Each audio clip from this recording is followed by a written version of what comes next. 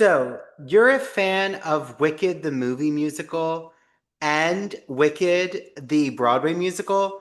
Well, do you know the source material? Gregory Maguire's Wicked, the Life and Times of the Wicked Witch of the West from 1995.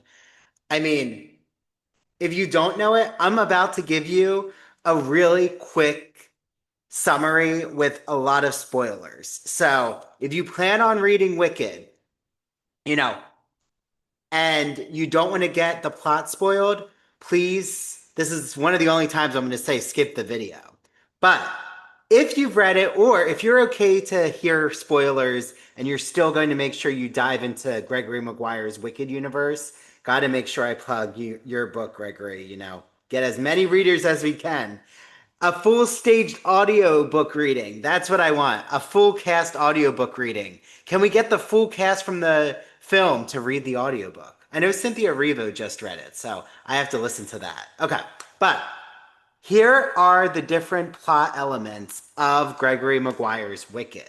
So you can actually know how all of this came about in the first place.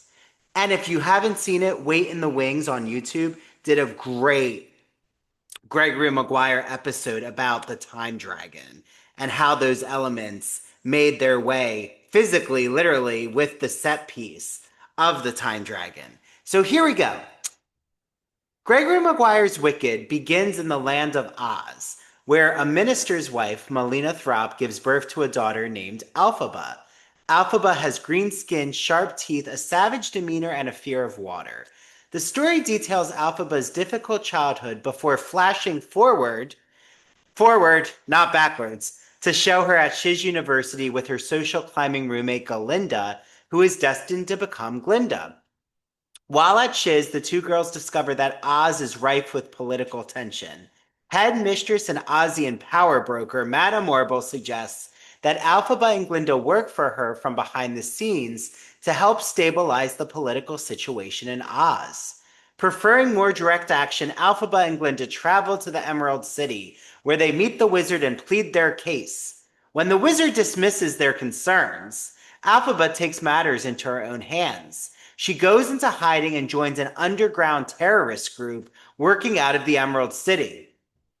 5 years later, Alphaba reconnects with former schoolmate Prince Fiero, now married with 3 children, and the two begin an illicit affair.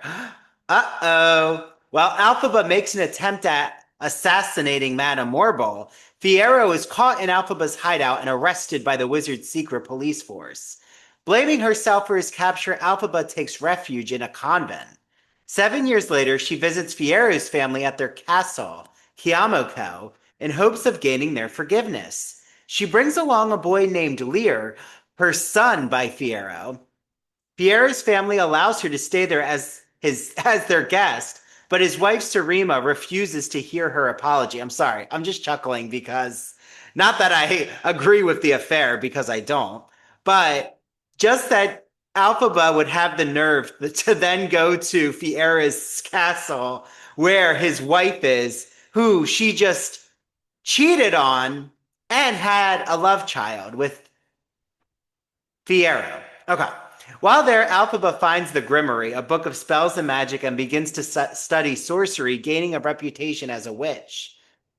Alphaba's father asks for help with her sister, Nessarose, who has also become a witch and has taken Alphaba's hereditary position as ruler of Munchkinland. Hereditary position, meaning Alphaba was supposed to be the ruler of Munchkinland before, of course, Nessarose sweeps in. See you next Tuesday. Tired of being used as a pawn in other people's agendas and having no interest in ruling, Alphaba instead renounces her claim. Nessarose promises to give Alphaba her enchanted silver shoes after she dies. Okay, the shoes were hers to inherit. When Alphaba returns to Hiyamako, she discovers the wizard's troops have taken Fiero's family prisoner. 7 years later, okay, we keep moving 7 years, as you notice. We don't really have a specific timeline with when Wicked for Good begins, the film. 7 years later, a storm visits Munchkinland, dropping a farmhouse on Nessarose, boom, and unaliving her. The farmhouse's passengers are a little girl named Dorothy Gale and her little dog Toto. Alphaba and Glinda reunite for the first time in years shortly after Nessa Rose's death. Very, very similar to the musical adaptation. Here we go. We're in the Wizard of Oz timeline now.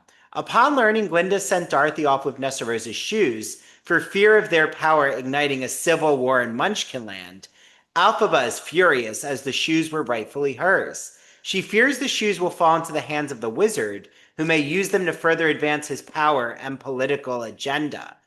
Really interesting. We get the discussion of the shoes in their cat fight in the musical, but we don't really get any kind of knowledge that the shoes could fall into the hands of the wizard. I'm assuming that's just because of time. They couldn't delve into each of these narrative plot points. But I like that. That makes a lot more sense with this inheritance claim and the chaos the shoes actually could cause. Okay. Alphaba meets with the wizard to beg for the release of Fierre's family in exchange for the Grimoire. The wizard explains that he has unalived them all except for Fierre's daughter, Nor, whom he keeps as a slave. Okay, so the wizard is uh, full-on fascist here. He explains that he comes from a different world, the same world the book comes from, and is not bound by the laws of Oz. Alphaba then seeks out the elderly Madame Morble to complete the assassination she failed at years earlier. She's going to get to Madame Morble in this book, only to discover that Madame Morble has died, mere moments before Alphaba arrived. After bludgeoning the old woman's corpse, she goes like full on slasher film Alphaba here. Alphaba learns from the clock of the time dragon that the wizard is her biological father, making her the child of two different worlds, and thus destined never to fit in anywhere. Guess what? In the Broadway musical, does Alphaba learn that the wizard's her father? Mm-mm. The wizard learns that he's Alphaba's father. Big plot difference. She returns to Kiamoko and Lear, her son, and Fierre's son, informs her he has learned from soldiers stationed nearby that the wizard has sent Dorothy and her companions on a mission to kill Alphaba. Okay, so Lear, her son, is the one who tells her that Dorothy's coming. Who is Alphaba's sidekick in the musical? Chistery, the flying winged monkey, is her companion and guard. When Dorothy and her friends arrive at Kiamoko, she tells Alphaba that while the wizard sent her with orders to kill the Wicked Witch of the West, Dorothy came to apologize for killing Nessarose. Aw, well, that's sweet. Furious that Dorothy is asking for the forgiveness she herself has been denied, Alphaba waves her burning broom in the air and inadvertently sets her skirt on fire. Dorothy throws a bucket of water on her, save her, unaware that Alphaba is allergic to water. The water melts her away. Dorothy returns to the wizard with a green bottle, which he recognizes as the potion he used to drug Melina years earlier. Melina is Alphaba's mom. He hastily departs the Emerald City for his own world, mere hours before a coup would have overthrown and killed him. The book ends with political chaos reigning over Oz. And that takes us to the second book called Son of a Witch. But why do you think that some of these narrative plot points really are, they stray? Why there is no Prince Fiero and Glinda wedding?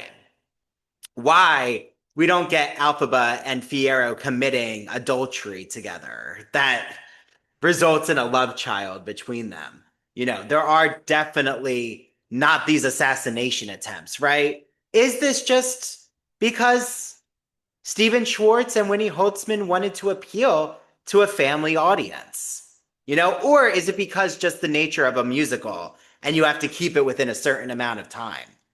This is why we need a TV adaptation of Gregory Maguire's novel. I want to see all of these plot points come to life. I think that I'm pitching Maddie Brewer. I'm pitching you as Glinda. I don't know your Alphaba, but there's definitely such talented actors out there to play these parts. Thank you, baby.